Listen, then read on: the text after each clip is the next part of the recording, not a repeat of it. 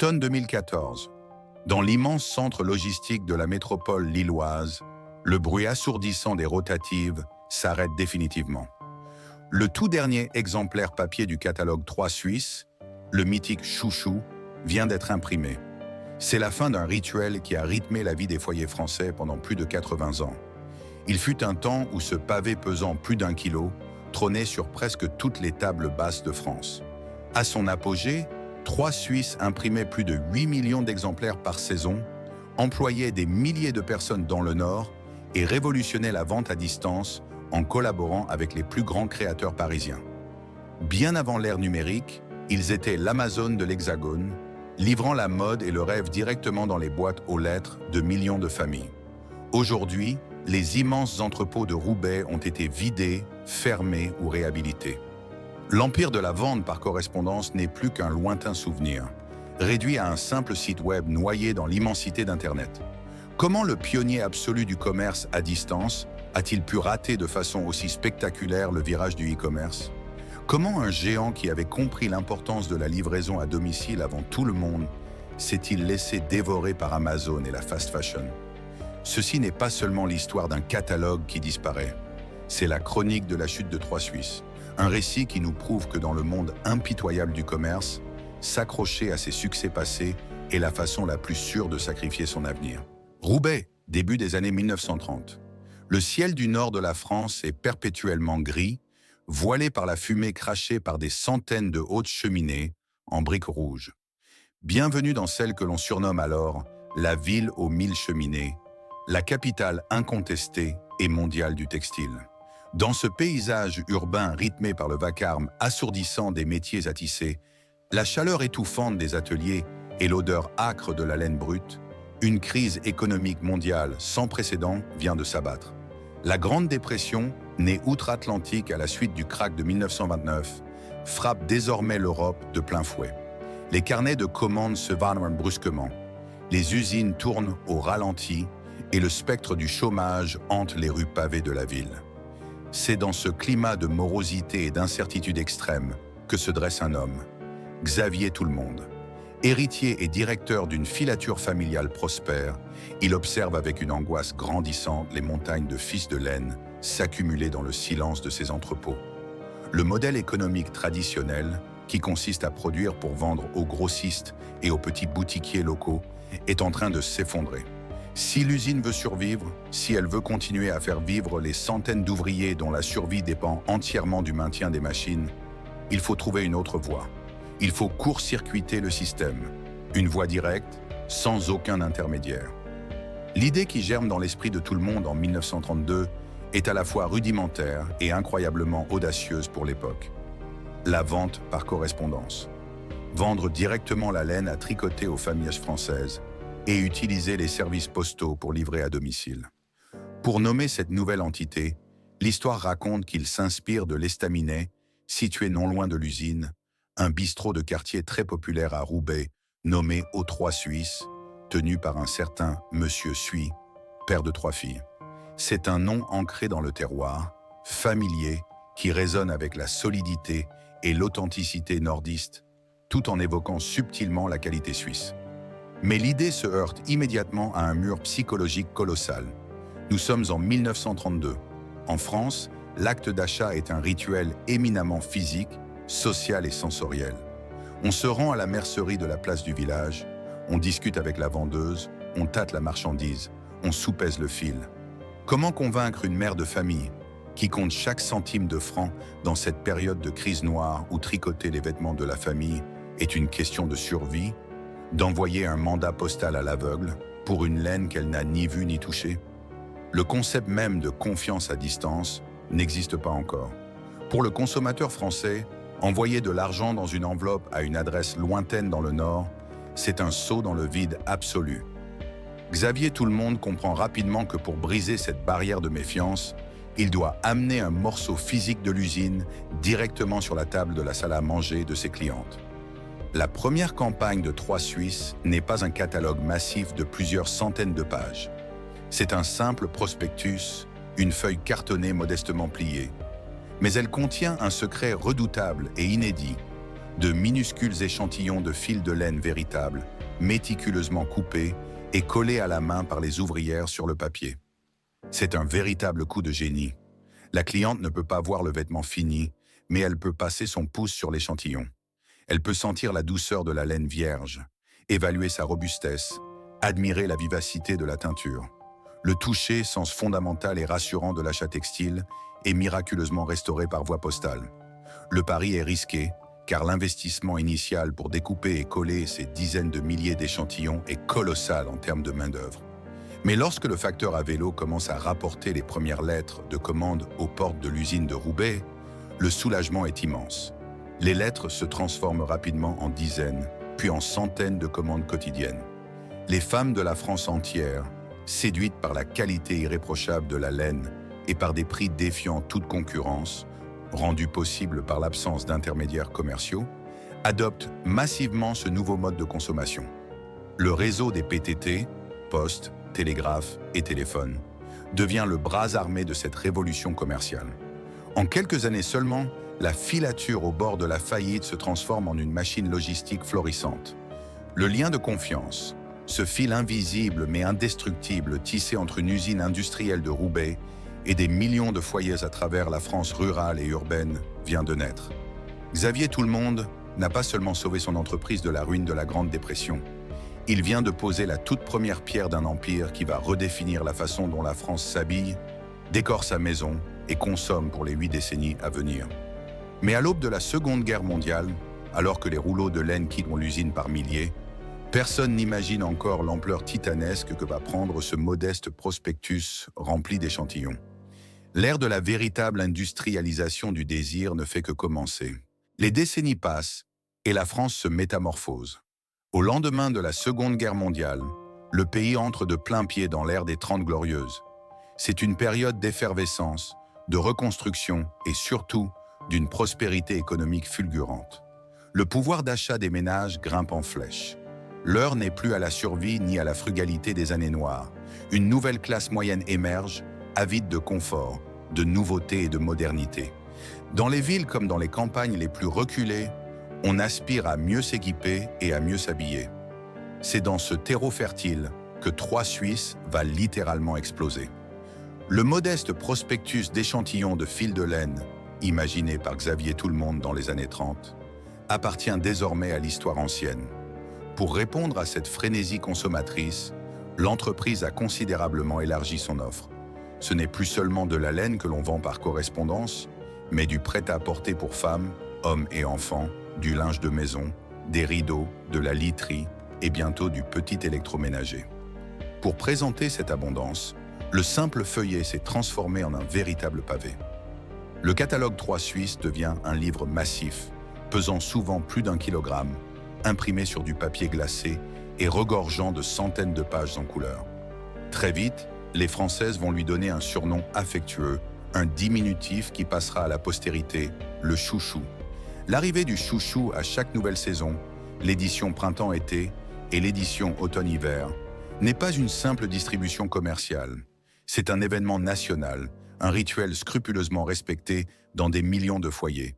Dans les villages éloignés des grandes boutiques parisiennes, ce gros livre est la seule fenêtre ouverte sur les dernières tendances de la mode. Le soir, autour de la table de la salle à manger, la famille se rassemble autour du catalogue. On tourne les pages avec précaution, on corne les coins des articles désirés, on compare, on rêve. Puis vient le moment quasi solennel de remplir le bon de commande, d'y joindre le chèque ou le mandat postal et de glisser le tout dans une enveloppe affranchie. Mais derrière cette magie du papier glacé et ce rituel apaisant du salon se cache une réalité industrielle d'une ampleur stupéfiante. L'entreprise Troyes Suisse est devenue un titan logistique qui dicte le rythme de toute une région. À Roubaix et dans ses environs, les installations de l'entreprise s'étendent sur des dizaines d'hectares. Les anciens ateliers de filature ont été remplacés ou supplantés par d'immenses centres de tri et des entrepôts gigantesques. Chaque matin, des camions postaux entiers déversent des sacs de jute remplis de dizaines de milliers de lettres au siège de l'entreprise. À l'intérieur, c'est une fourmilière humaine organisée avec une précision militaire. Des milliers d'employés, car c'est une main-d'œuvre massivement féminine, s'activent dans un ballet incessant. Il y a celles qui ouvrent les enveloppes à la chaîne, celles qui saisissent et vérifient les paiements, celles qui traduisent les bons de commande en bordereaux de préparation. Plus loin dans les travées des entrepôts qui semblent s'étirer à l'infini, les préparatrices de commandes arpentent les allées avec leurs chariots, rassemblant les articles un à un. C'est un travail physique, épuisant, rythmé par des cadences infernales pour garantir que la promesse d'une livraison rapide soit tenue. Le vacarme des tapis roulants, le bruissement perpétuel du papier bulle et du carton d'emballage, le sifflement des machines à affranchir, c'est le bruit d'une région entière qui respire au rythme des commandes de 3 Suisses. L'entreprise est devenue l'un des premiers employeurs privés du nord de la France, faisant vivre directement ou indirectement des dizaines de milliers de familles. Pour asseoir sa domination absolue et rassurer les clientes les plus sceptiques, 3 Suisses innovent encore. L'entreprise comprend que, malgré le succès du catalogue, le besoin de contact humain et physique subsiste. C'est ainsi que naissent les espaces 3 Suisses. Ces lieux physiques implantés dans les centres-villes à travers le pays ne sont pas des magasins traditionnels avec des stocks de marchandises. Ce sont des vitrines, des points de rencontre où les clientes peuvent venir toucher des échantillons de tissus, feuilleter le catalogue avec une conseillère, passer commande directement ou venir retirer leurs précieux colis. C'est l'ancêtre direct du système Click and Collect, inventé des décennies avant l'ère d'Internet. À l'aube des années 1970, 3 Suisses est au sommet de sa puissance. L'entreprise est devenue une institution française, presque un service public parallèle dédié à la consommation. Elle maîtrise l'intégralité de sa chaîne de valeur, de l'impression titanesque de ses catalogues à la livraison du dernier kilomètre. Pourtant, au cœur de cette machine parfaitement huilée, une tension silencieuse s'installe. Le modèle économique tout entier repose sur un équilibre extrêmement lourd. Les coûts d'impression et d'affranchissement de millions de catalogues, pesant plus d'1 kilo, deviennent faramineux. La machinerie logistique nécessite une armée de petites mains. 3 Suisses est devenu un colosse. Mais comme tout colosse, sa taille gigantesque, qui fait aujourd'hui sa force incontestée, menace de devenir sa plus grande faiblesse si le vent venait un jour à tourner. Et l'horizon, bien que radieux, commence imperceptiblement à changer. Les années 1980 marquent un tournant décisif dans la société française. L'heure est à l'exubérance, à l'individualisme et à une soif nouvelle d'esthétisme. 3 Suisses, forts de sa puissance logistique incontestée et de sa présence dans presque tous les foyers du pays, auraient pu se contenter de rester ce qu'il était. Un distributeur fiable, massif et pratique de vêtements du quotidien et de linge de maison. Mais l'entreprise ambitionne bien plus. Elle ne veut plus seulement habiller la France rurale et urbaine. Elle veut la transformer, l'inspirer et surtout lui offrir ce qui lui était jusqu'alors strictement inaccessible. Le luxe parisien. Jusqu'alors, la haute couture et le prêt-à-porter de grand luxe étaient des mondes clos, réservés à une élite fortunée des grandes métropoles. Les femmes de province ou des milieux modestes ne pouvaient qu'admirer ces créations inaccessibles sur papier glacé dans les magazines. C'est ici que l'entreprise nordiste orchestre ce qui restera comme l'un des plus brillants coups de génie de l'histoire du commerce de détail français. Inviter les grands couturiers à dessiner des collections exclusives, fabriquées à grande échelle et vendues à des prix abordables, directement dans les pages du chouchou. C'est la naissance du concept de démocratisation de la mode. En 1983, l'impensable se produit. La légendaire créatrice Sonia Rykiel, icône de la mode germanopratine, accepte de collaborer avec le VPCiste de Roubaix. Le choc culturel est immense. Pour la première fois, une signature prestigieuse de la mode parisienne se retrouve entre les pages d'un catalogue de vente par correspondance, accessible par un simple mandat postal. Le succès est fulgurant, immédiat et total. Les standards téléphoniques de l'entreprise explosent sous l'afflux des appels et les stocks se vident à une vitesse vertigineuse. Ce premier coup d'éclat n'est que le début d'une longue époque dorée. Bientôt, les plus grands noms de la mode mondiale se bousculent pour concevoir leurs propres capsules dans le catalogue nordiste. Jean-Paul Gaultier, Karl Lagerfeld, Paco Rabanne, Kenzo ou encore Chantal Thomas acceptent de jouer le jeu. Le chouchou n'est plus un simple outil de commande domestique. Il est devenu un véritable magalogue, mi-magazine, mi-catalogue. Un arbitre respecté de l'élégance, attendu chaque saison avec la même ferveur qu'une parution de Vogue. Les photographes les plus prestigieux sont embauchés pour immortaliser ces collections, transformant de simples vêtements envoyés par la poste en véritables objets de désir. La machine logistique de Roubaix s'adapte à cette demande inédite. Lors de la sortie des collections signatures, les immenses centres de tri tournent à plein régime, de jour comme de nuit. Les espaces 3 suisses, implantés dans les centres-villes, initialement conçus comme de simples points de retrait, sont pris d'assaut. Ils deviennent de véritables boutiques d'essayage où les clientes se pressent pour toucher les créations de créateurs avant de valider leurs commandes. Grâce à cette stratégie d'avant-garde, 3 Suisses se forgent une image d'innovateur absolu. Ils ne vendent plus seulement des pulls ou des pantalons. Ils vendent du style, de l'appartenance sociale et de l'audace.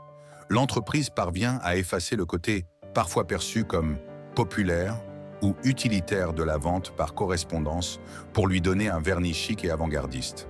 Dans les cours de récréation comme dans les bureaux, on se vante désormais de porter une pièce de créateur dénichée dans le catalogue. C'est l'apothéose d'une promesse fondatrice. Rendre la beauté et le design accessibles à tous, sans aucune distinction de classe sociale ni de code postal. Mais cet apogée culturel cache un piège psychologique redoutable, un poison lent qui commence à s'infiltrer dans les couloirs du siège social. Derrière les projecteurs des défilés parisiens et le glamour des pages glacées du chouchou, la réalité financière de ces collaborations prestigieuses commence à révéler des fissures structurelles profondes. Le succès d'estime est indéniable. 3 Suisses est sur toutes les lèvres, salué par la critique et adoré par le public. Pourtant, l'équation économique de la démocratisation du luxe s'avère être un exercice d'équilibriste de plus en plus périlleux. Produire des vêtements griffés par de grands couturiers à des prix grand public exige des volumes monumentaux et des marges extrêmement réduites. Pour rentabiliser ces opérations, la moindre erreur de prévision sur les stocks peut s'avérer fatale.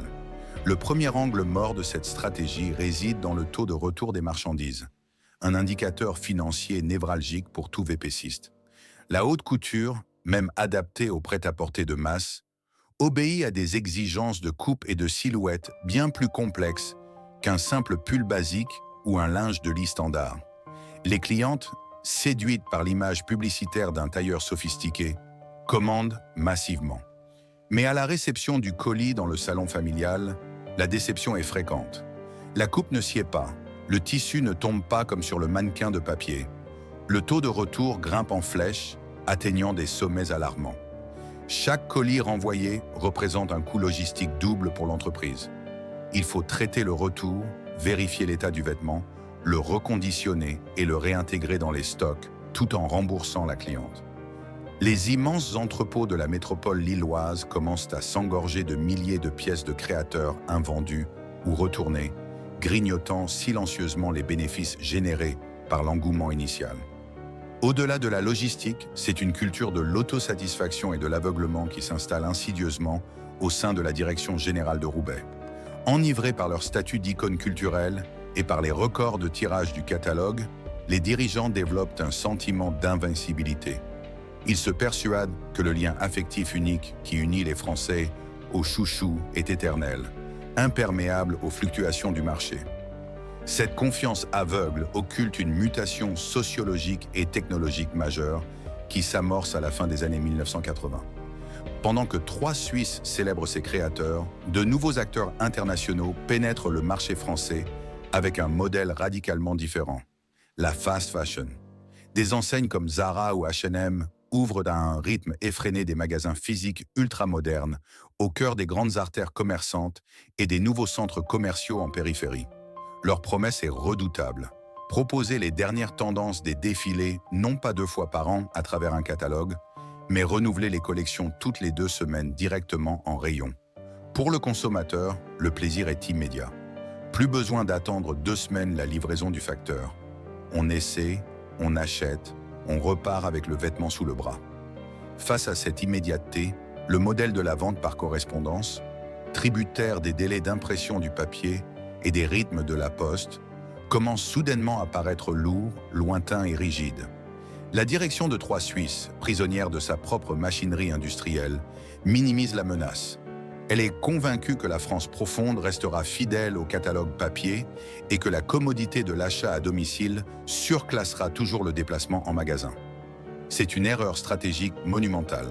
L'indétrônable colosse de Roubaix vient de poser le pied sur un terrain glissant, sans s'apercevoir que le support même qui a fait sa fortune, le papier, est en train de devenir son plus lourd boulet. À l'aube des années 1990, le siège social de Troyes Suisse à Croix, près de Roubaix, ressemble à une forteresse imprenable. Les chiffres s'affichent en milliards de francs et le catalogue Chouchou est une véritable institution sociologique. Pourtant, cette puissance apparente repose sur un support physique dont les limites économiques et logistiques vont bientôt devenir ingérables. Le papier. Ce géant, qui a bâti son empire sur l'encre et la cellulose, refuse de voir que le monde s'apprête à s'accélérer à un rythme que le papier ne pourra jamais suivre. Pour comprendre la vulnérabilité de Troyes Suisse, il faut plonger dans la réalité industrielle de la création d'un catalogue. Concevoir le chouchou, c'est orchestrer un paquebot d'une inertie monumentale. Le processus commence près d'1 an avant que le catalogue n'arrive dans la boîte aux lettres des clientes. Il faut anticiper les tendances 12 mois à l'avance, commander les tissus, photographier les collections aux 4 coins du monde, réaliser la mise en page et enfin lancer les rotatives pour des tirages s'élevant à des millions d'exemplaires. Une fois les prix imprimés sur le papier glacé, ils sont gravés dans le marbre pour les 6 prochains mois. Impossible de les modifier, impossible de s'ajuster à la concurrence ou de réagir à une crise économique imprévue. À une époque où le commerce commence à exiger de la flexibilité, Troyes Suisse navigue avec des cartes figées. Le coût de cette inertie est tout simplement pharaonique. Chaque année, l'entreprise consomme des milliers de tonnes de papier de haute qualité. Elle est ainsi structurellement dépendante des cours mondiaux de la pâte à papier, un marché soumis à de violentes spéculations. Lorsque le prix de la tonne de papier grimpe, les marges de Troyes Suisse s'effondrent instantanément. À ce fardeau s'ajoute celui de l'affranchissement. Pour envoyer ce pavé de plus d'1 kilo à plus de 8 millions de foyers, Troyes Suisse est le plus grand client privé de la Poste. Les tarifs postaux, négociés à coût de millions d'euros, représentent une ligne de dépenses fixe vertigineuse. L'entreprise dépense des fortunes avant même d'avoir vendu le moindre vêtement. Le modèle, ultra rentable à l'ère des 30 glorieuses, commence à se transformer en un piège financier où les coûts fixes logistiques dévorent la rentabilité opérationnelle. Dans les sous-sols des entrepôts, la rigidité du papier se traduit par un autre cauchemar, la gestion des stocks. Si un article du catalogue connaît un succès inattendu, le réapprovisionnement prend des semaines, voire des mois, entraînant la frustration des clientes qui reçoivent un courrier de rupture de stock. À l'inverse, si un modèle déplaît, les stocks s'accumulent par milliers de pièces, invendables au prix fort, obligeant l'entreprise à multiplier les catalogues de démarques et de ventes privées, ce qui engendre encore plus de frais d'impression et d'envoi. Pourtant, la direction de Troyes Suisse est convaincue d'être moderne. L'entreprise pointe avec fierté sa réussite sur le Minitel. Avec le fameux code 39615-300 Suisse, elle a été l'une des premières à permettre la prise de commande électronique. Les clientes adorent la rapidité de ce système qui remplace le bon de commande papier et accélère le traitement logistique. Mais ce succès est en réalité un écran de fumée, un piège psychologique redoutable. Le Minitel n'est pas un catalogue visuel. Il ne montre pas les vêtements. Il ne sert qu'à saisir des références numériques. Pour utiliser le 39615, la cliente doit obligatoirement avoir le catalogue papier ouvert sur ses genoux. Cette réussite hybride installe un faux sentiment de sécurité. Elle valide l'idée que le papier reste le cœur indestructible de l'entreprise et que la technologie n'est qu'un simple outil périphérique au service du catalogue. Une guerre culturelle feutrée mais féroce s'installe alors dans les couloirs du siège à Croix. D'un côté, les historiques, les directeurs de catalogue et les acheteurs de mode qui détiennent le pouvoir absolu. Pour eux, l'âme des Troyes Suisses réside dans l'odeur de l'encre, le choix du grain de papier et le glamour des séances photos. Ils considèrent le catalogue comme une œuvre d'art immuable. De l'autre côté, une minorité d'ingénieurs et de visionnaires commencent à pointer du doigt un réseau embryonnaire venu des États-Unis, Internet. Ils tentent d'alerter sur le fait que le web va détruire le papier, qu'il faut investir massivement et repenser l'infrastructure. Mais leurs voix sont balayées par les certitudes de la direction. Pourquoi détruire ce qui fonctionne depuis des décennies? Pourquoi abandonner le chouchou pour des écrans d'ordinateur que peu de foyers français possèdent encore à la fin des années 1990? Cette résistance culturelle au changement, ce refus de bousculer le modèle historique par peur de cannibaliser les ventes du catalogue, va s'avérer être le péché originel de Trois Suisses. Le colosse de Roubaix continue de regarder le monde changer à travers le rétroviseur de ses succès passés, alors que la tempête parfaite est sur le point de se lever. Le passage à l'an 2000 s'accompagne d'un vrombissement technologique inédit dans les foyers français.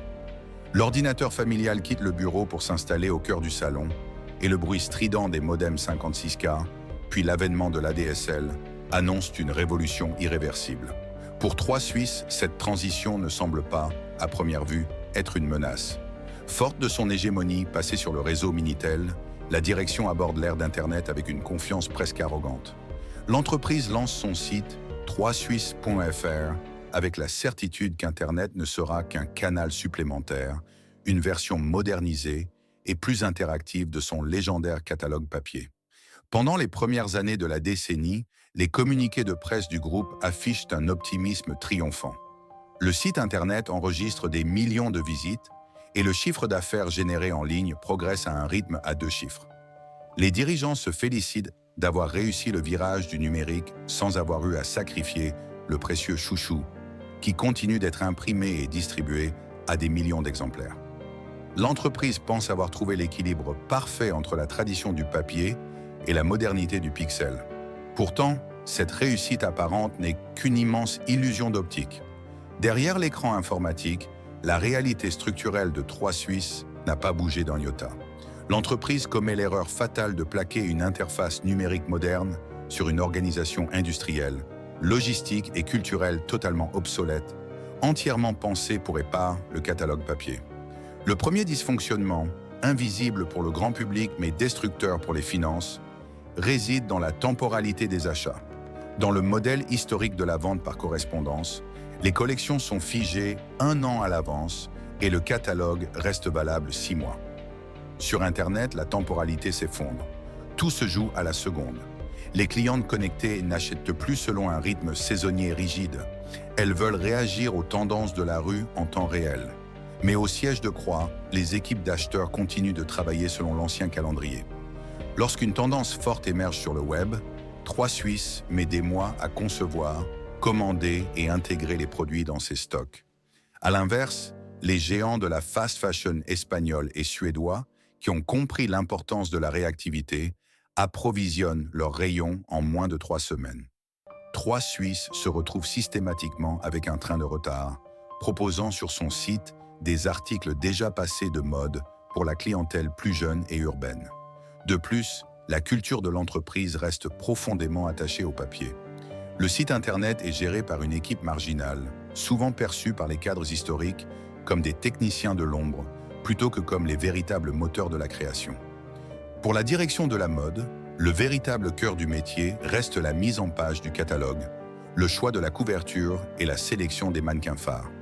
Les investissements marketing massifs continuent d'être engloutis dans l'impression et l'envoi du catalogue physique, privant la plateforme web des budgets nécessaires pour optimiser l'expérience utilisateur, le référencement et l'infrastructure informatique. L'entreprise se retrouve piégée dans une dualité intenable.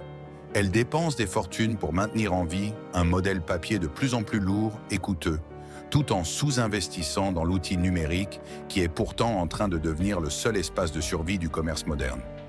Le colosse avance sur une ligne de crête, sans voir que les fondations mêmes de sa structure logistique s'apprêtent à craquer sous la pression de nouveaux concurrents mondiaux. Derrière le rideau de pixels de la plateforme troisuisses.fr, la modernité s'arrête brusquement à la porte des serveurs informatiques. Si le client du début des années 2000 a l'impression d'entrer dans une nouvelle ère en cliquant sur son écran, il ignore que sa commande numérique va être injectée dans un système d'exploitation conçu pour l'époque triomphante du papier. L'infrastructure logistique de Trois Suisses, jadis saluée comme un chef-d'œuvre d'ingénierie industrielle, se transforme en un labyrinthe bureaucratique incapable de soutenir la cadence du e-commerce naissant. Dans les gigantesques entrepôts de la métropole lilloise, les méthodes de préparation n'ont pas fondamentalement évolué. Lorsqu'un internaute valide son panier en quelques secondes, l'information met parfois des dizaines de heures à être traitée par des logiciels obsolètes. Les stocks ne sont pas synchronisés en temps réel. Cette faille technique engendre un fléau commercial redoutable, la fausse disponibilité. Une cliente commande une robe affichée comme disponible sur le site, paie en ligne, pour recevoir 3 jours plus tard une lettre ou un courriel laconique lui annonçant que l'article est en rupture de stock pour plusieurs semaines. À l'ère d'Internet, où la frustration du consommateur est immédiate, ce manque de fiabilité brise le lien de confiance historique que la marque avait mis 80 ans à tisser. Pendant ce temps, à des milliers de kilomètres de là, un prédateur mondial peaufine ses armes. Amazon optimise ses algorithmes de distribution automatique, réduit ses délais d'expédition à moins de 48 heures et transforme la livraison en une expérience transparente et indolore. Face à cette efficacité redoutable, 3 Suisses maintient des délais de livraison qui oscillent entre 1 semaine et 10 jours. Pour la nouvelle génération de consommateurs habitués à l'immédiateté du clic, cette attente est devenue tout simplement inacceptable. Cette incapacité à s'adapter structurellement se traduit par une explosion invisible des coûts opérationnels. Pour tenter de compenser la lenteur de sa chaîne logistique et rivaliser avec la gratuité des retours imposés par la concurrence, 3 Suisses engloutit des millions d'euros dans des dispositifs de compensation. L'entreprise multiplie les bons d'achat, offre les frais de port à perte et finance à grands frais son réseau de points relais pour tenter de garder un ancrage physique de proximité. Mais ces expédients ne font que masquer l'absence d'une véritable vision stratégique. Le site Internet, loin d'être le moteur d'une renaissance, fonctionne comme une immense pompe à finances qui aspire les profits générés par les derniers clients fidèles au catalogue papier. Chaque euro investi dans le web semble se dissoudre dans le gouffre d'une informatique interne, inadaptée et fragmentée, où les différentes bases de données des clients ne parviennent même pas à communiquer entre elles. Au sein des équipes créatives, le malaise s'intensifie. Les stylistes voient dans leurs propositions de collection flash, conçues pour coller aux tendances éphémères du web, rejetées ou diluées par les contraintes de l'acheteur de masse, dont l'esprit reste calibré sur les volumes colossaux du format papier. 3 Suisses est devenue une entreprise schizophrène, écartelée entre son passé de leader industriel de la vente par correspondance et son avenir de distributeur numérique. En refusant de trancher, en voulant préserver à tout prix les deux mondes, la direction condamne l'entreprise à n'exceller dans aucun des deux. L'illusion de la transition commence à s'estomper, laissant place à une réalité bien plus sombre. Les pertes financières s'accumulent et le grand public commence, sans s'en rendre compte, à oublier le chemin qui menait au chouchou. À l'aube des années 2010, le fleuron nordiste de la vente à distance n'est plus que l'ombre de lui-même. Les pertes financières ne sont plus des alertes passagères, mais une hémorragie continue qui se chiffre désormais en dizaines de millions d'euros chaque année. Au sein du siège social historique de Croix, l'ambiance feutrée et triomphante des décennies précédentes a laissé place à une atmosphère lourde, saturée par l'angoisse des plans de restructuration successifs. Le constat est implacable. Le modèle économique historique est brisé et la transition numérique tant vantée s'est transformée en un gouffre industriel. Le problème le plus cruel auquel fait face 3 Suisses à cette époque est d'ordre démographique. Sa clientèle historique, celle qui a grandi avec le rituel immuable du chouchou, qui cochait les pages de mode à la fin des 30 Glorieuses, est en train de vieillir. Ses clientes fidèles, profondément attachées au papier et au confort des commandes par téléphone ou par courrier, s'éloignent peu à peu du marché ou réduisent drastiquement leur consommation. À l'inverse, les nouvelles générations, les natifs du numérique, ignorent totalement l'existence de la marque ou l'associent à une mode dépassée, celle de leurs mères ou de leurs grands-mères. Pour ces jeunes acheteurs urbains et connectés, la référence absolue en matière de style s'appelle désormais ASOS, Zalando ou Amazon. Ce fossé générationnel se double d'une fracture numérique fatale. 3 Suisses n'est plus une marque désirable, elle est devenue invisible aux yeux de l'avenir du commerce. Face à cette dérive financière, l'actionnaire principal commence à perdre patience. Depuis les années 1980, le géant allemand de la vente par correspondance Otto Group détient une part majeure du capital de l'entreprise. Pendant longtemps, la direction allemande a fermé les yeux sur les rigidités structurelles de la filiale française en raison des profits exceptionnels générés par le catalogue papier. Mais au tournant des années 2010, la bienveillance d'outre-Rhin s'évapore. Otto Group, qui réussit par ailleurs sa propre mutation numérique sur le marché allemand, ne comprend pas les lenteurs, les syndicats rétifs et les résistances culturelles de sa branche française. Chaque conseil d'administration se transforme en un tribunal de commerce feutré où la direction française doit justifier des pertes abyssales. Les plans de sauvetage et les changements de gouvernance se succèdent à un rythme effréné, mais aucun ne parvient à redresser la barre. On change les logos, on modernise la charte graphique, on tente des campagnes de publicité agressives et coûteuses à la télévision pour rajeunir l'image de marque. Mais ces mesures ne sont que des pansements superficiels appliqués sur une fracture ouverte. L'infrastructure lourde de l'entreprise, ces milliers de salariés formés au métier du papier, ces entrepôts géants inadaptés aux petits colis individuels ultra rapides, restent inchangés et sous-optimisés. Dans les couloirs du siège, la panique s'installe insidieusement. Les rumeurs de vente, de démantèlement ou de liquidation courent le long des bureaux de style et des open space logistiques.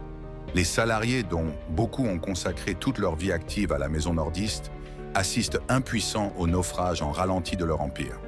Dans les rues de Roubaix et de Tourcoing, l'inquiétude économique se lit sur les visages. Les anciens se souviennent de la fermeture traumatisante des filatures textiles quelques décennies plus tôt. Ils voient aujourd'hui le même spectre de la désindustrialisation planer sur la logistique et les services de la vente à distance. Les cadres brillants et les profils experts du numérique, recrutés à grands frais pour mener la révolte technologique sur le web, quittent le navire les uns après les autres, découragés par la lourdeur bureaucratique et l'impossibilité de court-circuiter les processus historiques. 3 Suisse est prise au piège d'un cercle vicieux parfait. Pour investir massivement dans une plateforme e-commerce capable de rivaliser avec Amazon, il faudrait des capitaux frais. Mais pour obtenir ces capitaux, il faudrait rassurer un actionnaire allemand qui, lui, ne songe plus qu'à se désengager d'un actif devenu toxique. L'année 2013 marque le point de non-retour. Otto Group annonce officiellement chercher un repreneur pour les activités commerciales du groupe 3SI. Le signal est clair, net et sans appel. Le grand frère allemand abandonne le navire. Pour espérer survivre et séduire un acheteur, il ne reste plus qu'une seule solution à la direction française. Une solution radicale, douloureuse, impensable quelques années plus tôt. Amputer l'entreprise de son organe vital, couper définitivement le cordon avec son histoire et détruire le papier. L'année 2014 s'ouvre dans une atmosphère de fin de règne au sein du groupe 3SI. Les chiffres rouges s'accumulent et la pression sur les liquidités devient intenable. Au printemps, la direction générale prend une décision historique, un arbitrage économique radical qui va résonner comme un coup de tonnerre dans tout l'Hexagone. L'arrêt définitif et irréversible de l'édition imprimée du catalogue 3 Suisse. Après plus de 80 ans d'existence, le mythique chouchou est officiellement condamné à mort. Pour la direction, ce choix relève d'une logique purement comptable et rationnelle. Maintenir ce colosse de papier en vie est devenu un suicide financier. Les coûts d'impression des millions de volumes et les tarifs d'envoi postal dévorent le peu de marge opérationnelle qui subsiste. En coupant définitivement le cordon avec le papier, l'entreprise espère économiser des dizaines de millions d'euros par an, des capitaux jugés indispensables pour moderniser l'infrastructure technique du site Internet et tenter de sauver ce qui peut encore l'être. La consigne est claire, 3 Suisse doit devenir un acteur pure player de l'e-commerce, à l'image d'Amazon ou de Michael Kors. Pourtant, dans le cœur des Français, cette annonce provoque un véritable choc culturel. Ce gros livre de papier glacé n'était pas perçu comme un simple support publicitaire ou un index commercial interchangeable. Il s'était inscrit, au fil des générations, dans l'intimité et la mémoire collective des familles. L'annonce de sa disparition déclenche une vague immédiate de nostalgie dans les médias et sur les réseaux sociaux naissants. Les témoignages affluent de la France entière. On se rappelle l'impatience enfantine de feuilleter les pages de jouets à l'approche de Noël, les discussions des mères de famille choisissant le linge de maison pour la rentrée ou le plaisir tactile de corner les pages des vêtements que l'on rêvait de s'offrir. En brûlant ces vaisseaux de papier, 3 Suisse ne supprime pas seulement un outil marketing. Elle efface un morceau du patrimoine matériel de la société française du XXe siècle. À l'automne 2014, les rotatives s'arrêtent donc définitivement pour la marque. Le dernier exemplaire sort des presses dans un silence lourd de sens. Désormais, pour exister, 3 Suisse n'a plus qu'un seul point de contact, l'adresse URL de sa plateforme web. Le catalogue papier, qui servait de boussole et de vitrine à des millions de foyers, n'est plus là pour guider le consommateur. C'est le début d'un grand saut dans le vide technologique et commercial. Le pari de la direction repose sur une hypothèse audacieuse. Transférer la puissance de la marque physique directement sur le web, en espérant que la clientèle historique basculera massivement et naturellement vers l'ordinateur ou la tablette. C'est une méconnaissance tragique de la réalité sociologique de sa base de clients. Une part immense des acheteurs fidèles aux 3 Suisses, souvent plus âgés, ruraux ou moins connectés, se retrouvent instantanément marginalisés par cette numérisation forcée. Sans l'objet physique posé sur la table basse du salon pour déclencher l'acte d'achat spontané, ces clients cessent tout simplement de commander. Ils ne font pas l'effort de taper l'adresse du site. Ils changent leurs habitudes de consommation ou se tournent vers les enseignes physiques locales. Du côté de la nouvelle génération, le miracle attendu ne se produit pas non plus. Ce n'est pas parce que 3 Suisses abandonnent le papier qu'elle acquiert magiquement l'agilité, les codes visuels et la désirabilité des géants natifs du web. Le site Internet, malgré les refontes successives, souffre toujours des lenteurs logistiques internes et d'une image de marque perçue comme vieillissante. Les jeunes consommateurs continuent de lui préférer l'efficacité froide d'Amazon ou l'hyper-réactivité stylistique des plateformes internationales. L'arrêt du catalogue papier s'avère être un remède bien plus destructeur que le mal qu'il était censé guérir. Loin de libérer l'entreprise de ses chaînes financières, il provoque un effondrement immédiat et vertigineux du chiffre d'affaires. En coupant son cœur historique pour survivre, 3 Suisses s'est dépouillé de sa singularité, de ce lien charnel et affectif qui l'a protégé encore de la concurrence anonyme du web. Privé de son ancrage de papier, le colosse de Roubaix n'est plus qu'un site internet parmi tant d'autres, fragile, exposé et désormais désarmé face à la tempête qui s'annonce. L'arrêt du catalogue papier à l'automne 2014 n'engendre pas l'économie salvatrice espérée par la direction générale. Il provoque un effet de falaise d'une violence inouïe. En coupant le cordon avec son support historique, 3 Suisses ne s'est pas simplement délestée d'un coût fixe lourd, elle a éteint le phare qui guidait des millions de consommateurs vers ses produits. Privée de cette vitrine physique qui trônait dans les salons, la marque subit une baisse immédiate et vertigineuse de son volume d'affaires. Le chiffre d'affaires s'effondre de plus de 20% en l'espace de quelques mois. La transition brutale vers le modèle unique du pure player numérique met en lumière l'inadaptation totale de l'outil industriel de l'entreprise. Les infrastructures logistiques géantes de la métropole lilloise, conçues pour traiter des flux massifs et prévisibles de commandes basées sur un catalogue saisonnier, se retrouvent surdimensionnées et désertées. Les tapis roulants, qui vibraient jadis nuit et jour sous le poids des colis, tournent désormais à vide dans de longs silences angoissants. L'entreprise dépense ses dernières ressources à maintenir des structures logistiques fantômes que le volume des ventes en ligne ne suffit plus du tout à rentabiliser. Face à cette impasse financière absolue, la direction n'a plus d'autre choix que d'engager une restructuration d'une brutalité sociale sans précédent pour l'ex-fleuron du Nord. Les plans de sauvegarde de l'emploi, PSE, se succèdent, brisant des trajectoires de vie entières. Dans le bassin d'emploi de Roubaix, Tourcoing et Croix, le traumatisme est immense. Des vagues de licenciements massifs frappent à toutes les strates de l'entreprise. Préparatrices de commandes, hôtesses téléphoniques, administratifs et stylistes. Ce sont des familles entières, unies à la maison de vente à distance sur 2 ou 3 générations, qui voient leurs perspectives d'avenir s'anéantir. Les scènes de larmes dans les cafétérias de l'entreprise, les piquets de grève devant les grilles closes et les manifestations dans les rues de Roubaix rappellent les heures les plus sombres de la crise de la sidérurgie et de la fermeture des filatures textiles quelques décennies plus tôt. La désindustrialisation, que l'on pensait conjurée par la reconversion réussie dans la logistique et le commerce à distance, frappe à nouveau le cœur économique de la région. La fermeture définitive des grands sites industriels de la marque symbolise cette agonie. Les centres de distribution de M, de Tourcoing et de Waterloo sont vidés de leur substance. Les immenses rayonnages métalliques où s'entassaient les collections de créateurs et le linge de maison adoré des Français sont démontés et vendus aux enchères. Les enseignes lumineuses aux logos bleus et rouges, qui s'élevaient fièrement au-dessus des autoroutes du Nord, sont décrochées les unes après les autres sous les yeux embués des riverains et des anciens salariés.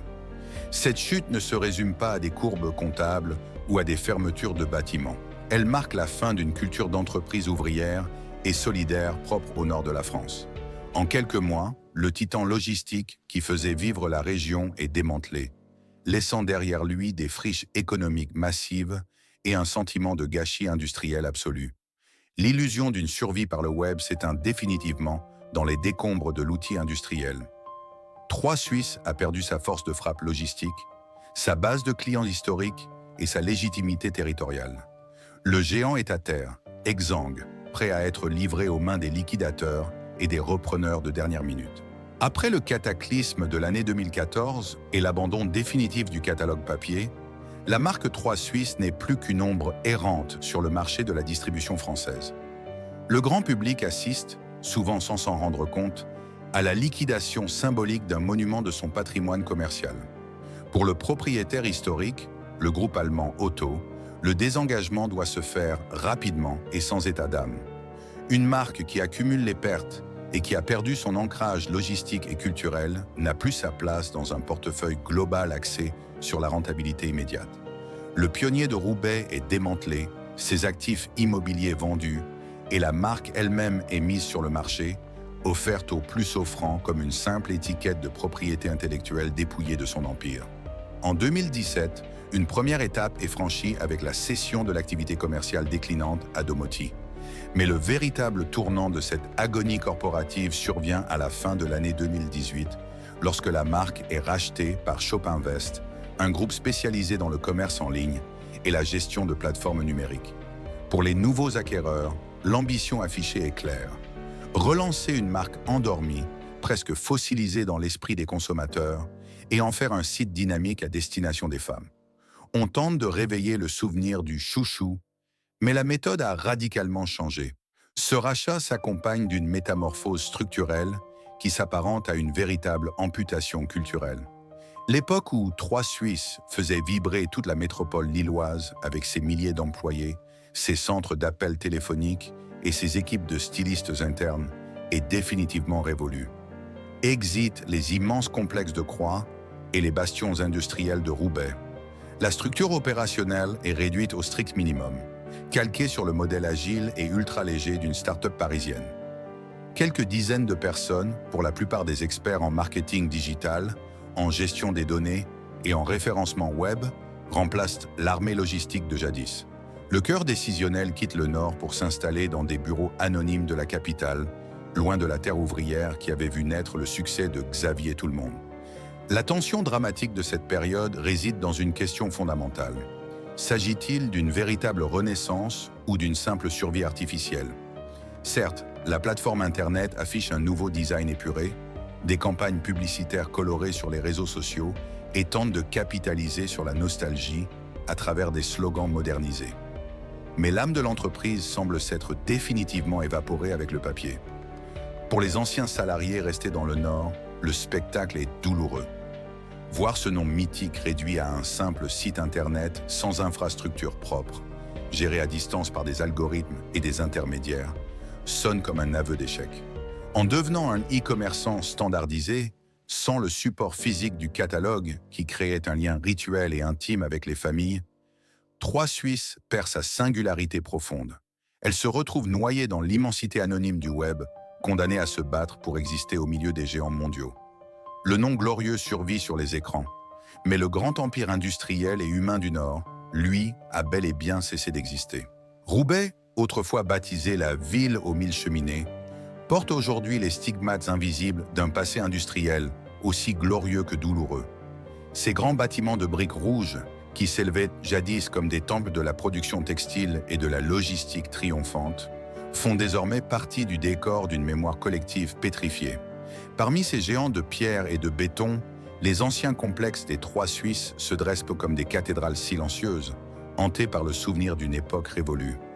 Effacer un logo sur une façade, où liquider les actifs d'une multinationale se fait en quelques heures, au détour de quelques signatures dans un cabinet d'avocats parisiens. Mais effacer l'empreinte d'une institution dans le cœur et l'histoire d'une communauté ouvrière est une tâche impossible.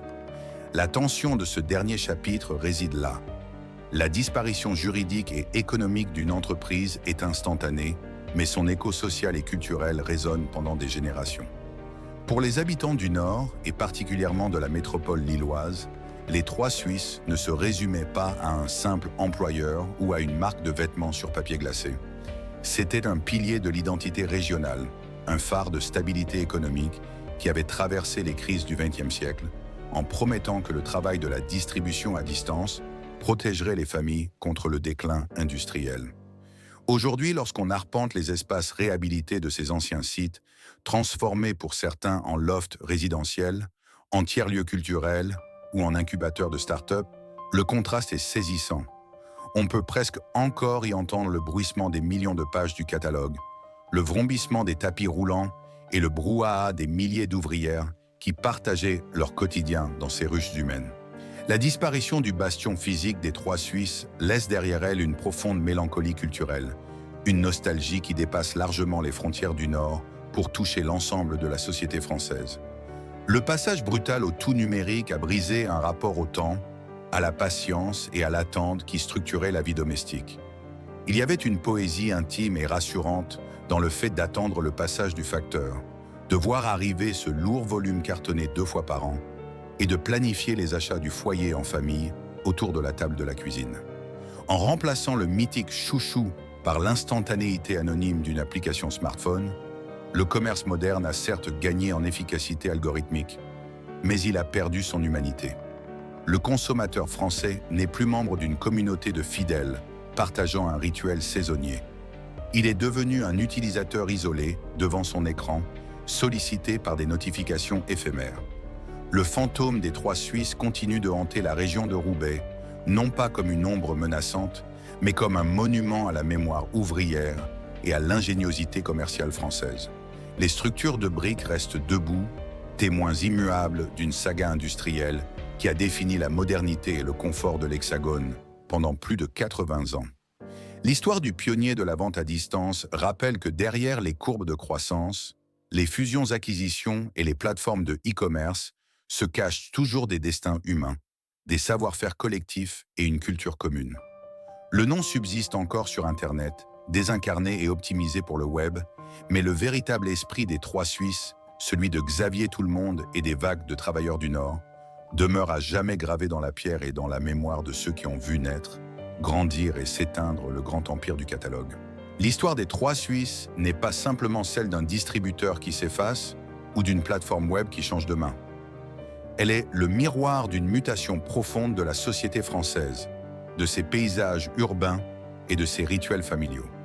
L'effondrement de cet empire de la vente par correspondance nous prouve qu'un géant du commerce ne s'écroule jamais à cause d'une seule erreur isolée, mais par l'accumulation silencieuse de certitudes aveugles. À Roubaix comme à Croix, la direction a cru que le glorieux passé du papier protégerait éternellement l'avenir du pixel. Ce fut leur péché originel. Une marque peut s'éteindre ou se vider de sa substance, même si des millions de personnes l'ont profondément aimé. Car le commerce de détail ne se résume pas à de froides transactions financières. Il est le tissu conjonctif de nos vies, fait de souvenirs d'enfance, de rituels partagés et d'identité territoriale. Lorsque les enseignes lumineuses des Trois Suisses ont été décrochées et que le catalogue chouchou a cessé d'exister, c'est une part de l'histoire sociale de la France qui s'est définitivement évaporée, laissant la place à une modernité plus rapide, plus algorithmique, mais terriblement désincarnée.